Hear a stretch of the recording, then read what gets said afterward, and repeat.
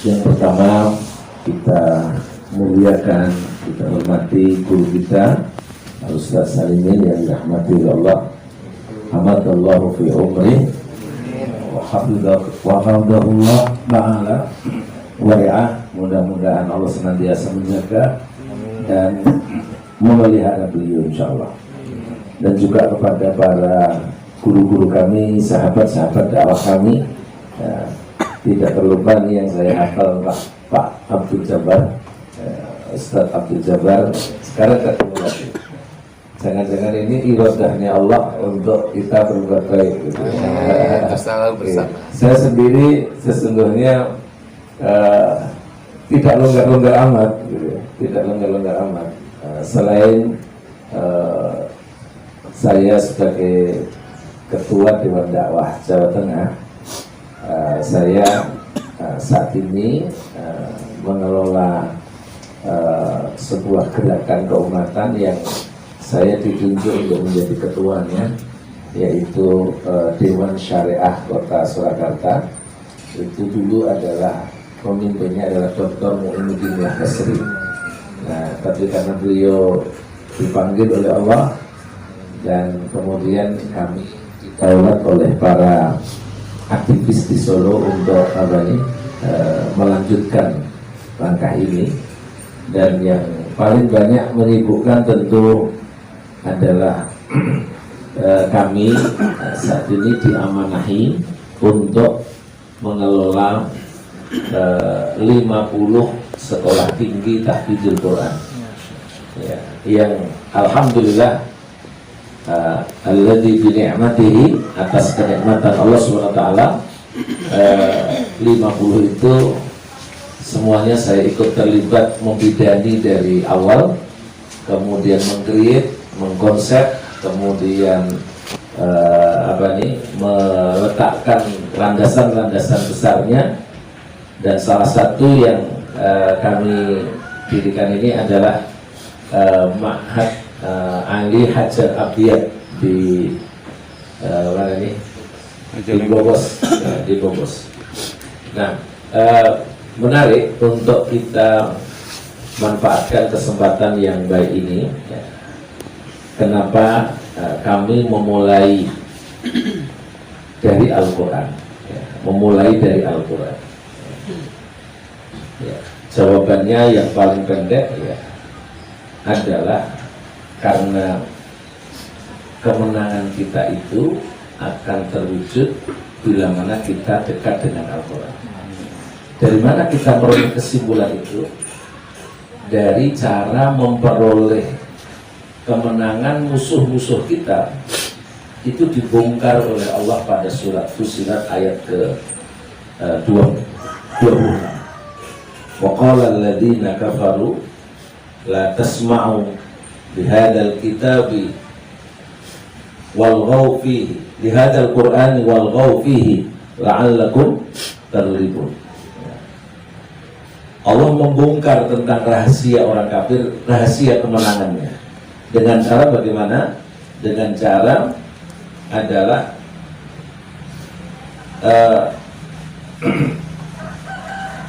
mereka itu berupaya untuk menjauhkan Quran, yang salah satu kelebihan Al-Quran itu sepertiganya isinya adalah sejarah tentang perjalanan masa yang lalu, yang itu menjadi inspirasi terbesar yang harus kita miliki dan harus tertransfer sampai kepada anak didik kita ataupun kepada kader-kader kita. Nah, kemudian berangkat dari ayat ini, maka dapat disimpulkan menangnya orang kafir itu dengan cara menjauhkan dari Al-Quran. Berarti kebalikannya, mafhum mukhalafahnya, menangnya orang Islam dengan cara mendekatkan dengan Al-Quran. Ringkas sekali ya, mendekatkan dengan Al-Quran. Dan ini senjata yang terbesar yang kita miliki. Maka peristiwa kemenangan Taliban beberapa saat bulan Agustus kemarin itu menjadi inspirasi bagi semua pihak ya. Dan salah satu buku yang mengupas tentang ini sudah memberikan pandangannya, yaitu ada 3 faktor utama, 3 faktor utama yang menjadikan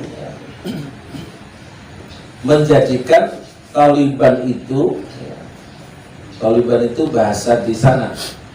Saya kebetulan 5 tahun ada di sana ya, tahun 80. Pak Bernard masih jadi orang kafir. Ya, itu saya ada di sana. Saya ikut berjuang di sana, angkat senjata di sana, gitu ya. Waktu itu ancaman kami dari LB Murdani agar kalau ketahuan maka seluruhnya dicabut kewarganegaraannya. Alhamdulillah tidak ketahuan dan bisa pulang kembali. Nah, jadi yang menarik dari kesimpulan hasil riset yang dimulai tahun 89 pasca mundurnya Uni Soviet dari Afghanistan itu menyoal kenapa bangsa yang kecil tidak terkenal, kemudian istilahnya namanya kehidupannya sangat sederhana sekali gitu ya, sangat sederhana, kok bisa menang, bahkan sekarang terbuktikan kembali bisa menaklukkan Amerika, negara adidaya yang kedua yang kalah yang sama di tempat tersebut. Jadi pertanyaan itulah yang kemudian dijawab. Apa isinya? Ternyata ada 3 pilar yang paling penting dalam membangun kemenangan ini. Nah, yang pertama kesimpulannya adalah meletakkan prinsip wala wal barok atau sikap baroah yang sangat luar biasa yang diilhami dari kalimatut tauhid. Kalimatut tauhid. Jadi kalau yang bukan dari Quran, bukan dari Islam, bukan dari apapun itu ditolak. Maka ketika ditanya Taliban mau format apa kenegaraannya, dia tidak ada pikiran yang lain kecuali 100% menjalankan syariat Islam dan menolak semua sistem kenegaraan yang sudah diikuti oleh kebanyakan negara di dunia ini. Nah, itu yang menjadi nah, itu adalah tumbuh dari pembinaan kalimat tauhid ya, kalimat tauhid. Kita ini dulu militan sekali ya, karena kebetulan saya lulusan Pondok Al Mukmin Gruki ya, tahun 80-an. Itu kenapa membentuk militannya itu ya, ini rahasianya bagi para ustadz itu, ternyata hal yang pertama yang harus dihidupkan itu adalah kalimat tauhid dengan segala konsekuensinya.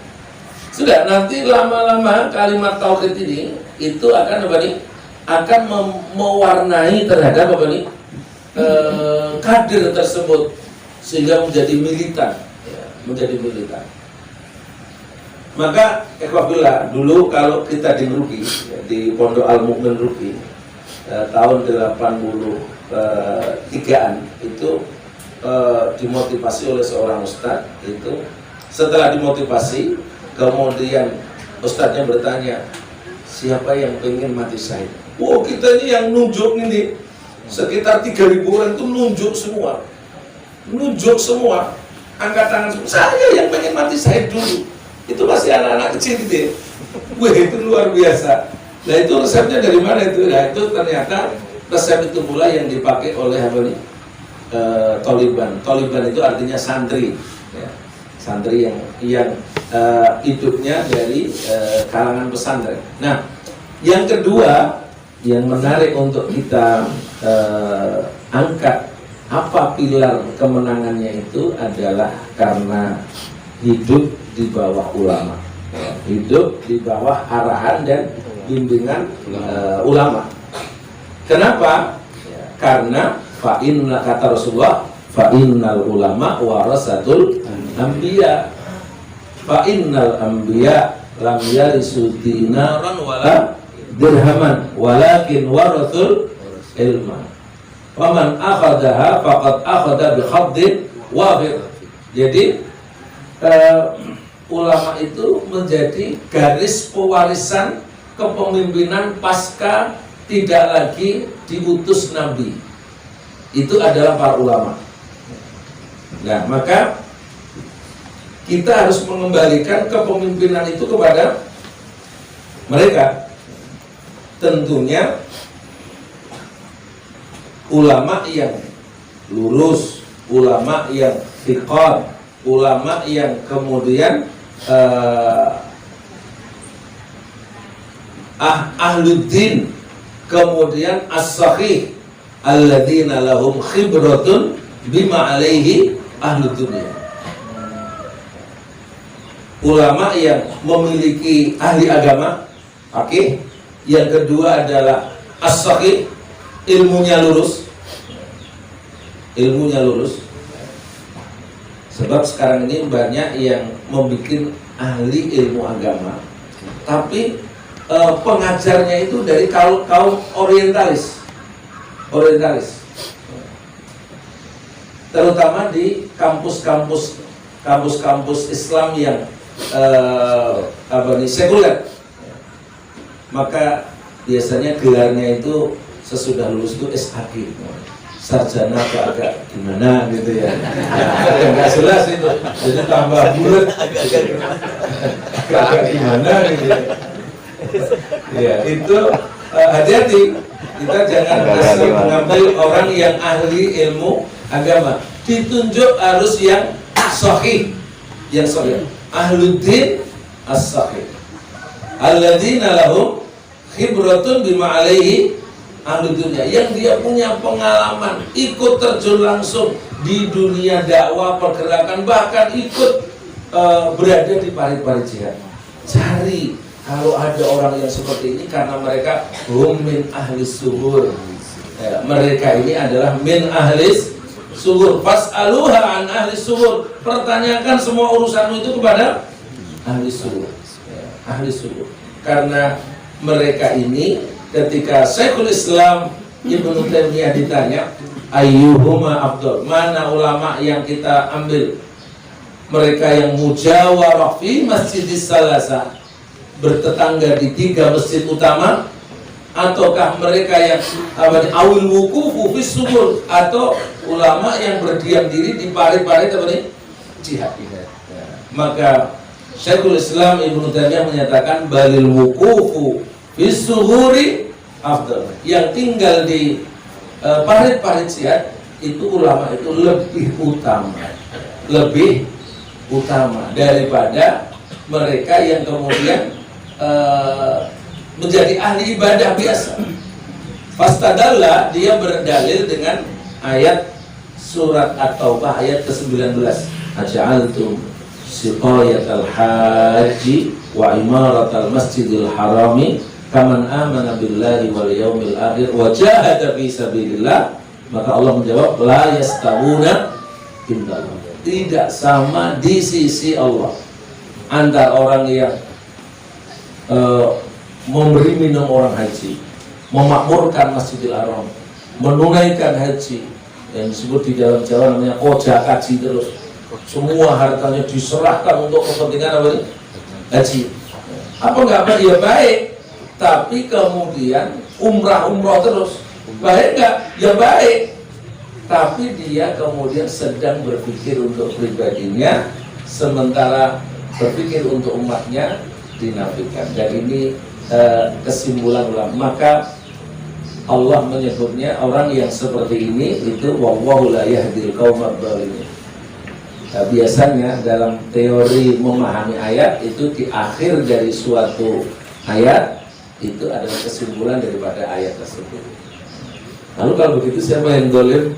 Yang dolim ya yang menggunakan semua hartanya untuk kepentingan pribadinya, walaupun untuk ibadah, sementara yang untuk kepentingan umatnya dinafikan. Maka cari mereka-mereka ini yang yang bisa seperti ini. Umar bin Khattab itu mengingatkan kepada kita, salah satu yahdiman nadim. Ada 3 kelompok yang akan menghancurkan agama ini. Siapa? Mestinya orang-orang yang berada di pinggiran sana, tapi ternyata tidak. Yang pertama yang akan menghancurkan agama kita itu adalah zallatul alim. Zallatul alim, yaitu ketergelinciran seorang ulama. Ulama yang kepleset. Sehingga kalau dulu bilang BPJS itu haram, sekarang BPJS halal gitu ya. Seenaknya aja. Nanti apalagi seenaknya itu orang yang sedang Nah, kalau orang yang sedang kepleset ya nggak usah diikuti kepleset. Kemudian yang kedua adalah wajidalul munafik bil Quran, yaitu orang-orang yang berdebat membantah tentang Quran yang sudah pasti ini. Dan ini ternyata terwakili saat ini oleh para kalangan intelek, kalangan yang kalau dijawab sok intelek, sok intelek itu ya. Kok bisa-bisanya surat Al-Maidah 51 itu dibantah dalam sebuah buku namanya Fikih Kebinekaan. Yang kalau kita baca di dalam Fikih Kebinekaan itu isinya adalah bahwa surat Al-Maidah ayat 51 itu tidak pantas atau sudah tidak relevan untuk dijalankan di alam modern. Hanya gara-gara pengen bela Ahok, itu sampai nulis buku dan menamakan sebagai intelek muslim. Intelek apa nih? Intelek. Itu masalahnya. Maka saya ingin ingatkan pada prinsip yang kedua ini, kalau mencari ulama yang benar. Karena ada a'immat, yang ketiga itu ada a'immatul mudillin, yaitu para penguasa, para pemimpin yang justru menjerumuskan, menyesatkan. Nah, ini perlu menjadi perhatian buat kita semua. Lalu yang berikutnya selain hidup di bawah ulama, itu pilar yang ketiga namanya di dalam buku itu disebut adalah wujudnya madrasatul Quran. Madrasatul Quran, madrasah yang kemudian melahirkan thalib. Kalau banyak dari thaliban itu adalah bermula dari madrasah Quran, madrasah Quran. Bahkan inspirasi kami untuk mempertahankan identitas seorang muslim itu atau militansi seorang kader itu, inilah yang kemudian menyebabkan kami itu kemudian mendirikan ma'had ali atau sekolah tinggi berbasis tahfidzul Quran. Dan alhamdulillah Ustaz, itu kami sekarang ini setiap tahun sudah bisa memastikan 1000 kader kami luluskan dan semuanya sudah hafal Al-Quran yang dikelola oleh Dewan Dakwah Jawa Tengah. Dan kami mengambil space bukan anak kecil, tapi yang 1000 itu adalah semua sudah selesai setingkat D3. Kemudian kami kirim ke berbagai pelosok untuk mengembangkan atau memahamkan Al-Quran. Itu adalah dulu saya kakak beradik berkolaborasi dengan kakanda saya namanya Ustadz Muzahid Abdul Wahab. Nah, kemudian waktu itu kami baru dapat sekitar 7 ma'had. Nah, sekarang ini sudah 50. Bahkan kalau kita ini mau serius, saya punya peluang di Cirebon ini itu untuk bisa dibuat dalam skala yang besar, itu adalah mendapatkan hibah, hibah melalui seseorang dari Kasultanan Kasepuhan Cirebon, itu aslinya adalah 170 hektar. Nah, itu yang sudah pasti sudah bisa dipegang 50 hektar, Pak. 50 hektar. Nah, ini monggo apa-apa daripada ribut di ibu kota, sini aja. Pindahkan Jakarta. Cirebon itu pindahkan. Pindah Cirebon. Iya. Mulai yang dekat-dekat dengan Bandara Kertajati sampai ke beberapa titik. Nah, saya bermaksud bila nanti ada waktu kosong, saya ingin menemui para tokoh yang memberikan peluang tersebut. Tapi intinya adalah caranya demikian, sehingga inilah yang menjadi rahasia kunci kemenangan. Dari mana kita tahu rahasia kunci kemenangan ini? Adalah penasehat militer Amerika, Joe Biden, penasihatnya Joe Biden,